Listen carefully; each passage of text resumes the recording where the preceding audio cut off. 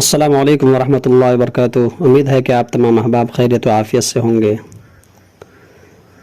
اس وقت کی جو تصاویر نظر آ رہی ہے آپ کے سامنے، جو ویڈیو چل رہی ہے آسمان اور بادل کی شکل میں، یہ اس وقت کی تصاویر ہے، اس وقت کی ویڈیو ہے یہ کہ جب ہم ہزاروں کلومیٹر اوپر فلائٹ پر سوار تھے اور ہم نے جو ہے فلائٹ کی کھڑکی سے ہم نے یہ ویڈیو شوٹ کی، ویڈیو بنائی۔ ایک بہت ہی دکھ بھری خبر یہ ہے کہ آج ہمارے دادا جان اس دنیا میں نہیں رہے، ان کا انتقال ہو گیا۔ انا للہ و انا الیہ راجعون۔ آپ تمام حضرات سے گزارش ہے کہ ہمارے دادا جان کے لیے دعائیں مغفرت کریں، اللہ ان کی قبر میں کروٹ کروٹ چین و سکون نصیب عطا فرمائے، اللہ ان کے قبر پر رحمت کی بارش نازل فرمائے۔ اور سب سے بڑی خوشی کی بات یہ ہے کہ جب اس وقت ہمارے دادا جان کا انتقال ہوا، ان کی زبان پر کلمہ طیبہ اور درود شریف جاری تھا۔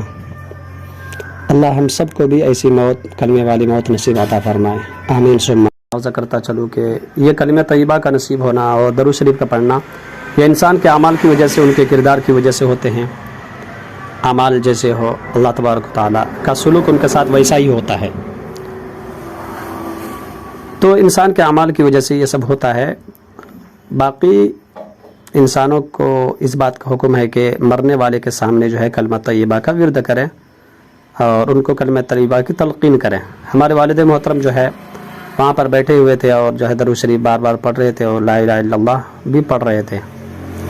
اور حدیث پاک میں بھی ہے، اللہ کے رسول صلی اللہ علیہ وسلم نے ارشاد فرمایا، مسلم شریف کی روایت ہے، لقنوا موتاکم لا الہ الا اللہ، اپنے مرنے والے کو کلمہ لا الہ الا اللہ کی تلقین کرو، کلمہ لا الہ الا اللہ ان کے سامنے پڑھو، ان کو پڑھنے کے لیے مت کہو بلکہ ان کے سامنے پڑھو، دھیمی آواز میں، تھوڑی سی بلند آواز میں پڑھو۔ اور اللہ کے رسول صلی اللہ علیہ وسلم نے آگے ارشاد فرمایا، من کان آخر کلامہ لا الہ الا اللہ فدخل الجنہ، جس شخص کا آخری کلمہ اور آخری جملہ اور آخری بول جو ہے لا الہ الا اللہ ہوگا، وہ جنت میں داخل ہوگا۔ آپ حضرات کے سامنے بھی اگر اس طرح کا کوئی موقع آئے تو آپ حضرات بھی جو ہے کلمہ لا الہ الا اللہ کی تلقین کریں اور اس حدیث پر عمل کریں۔ اللہ تبارک و تعالی ہم سب کو دنیا جہان میں ہر طرح کی نعمتوں سے سرفراز فرمائے، آمین ثم آمین۔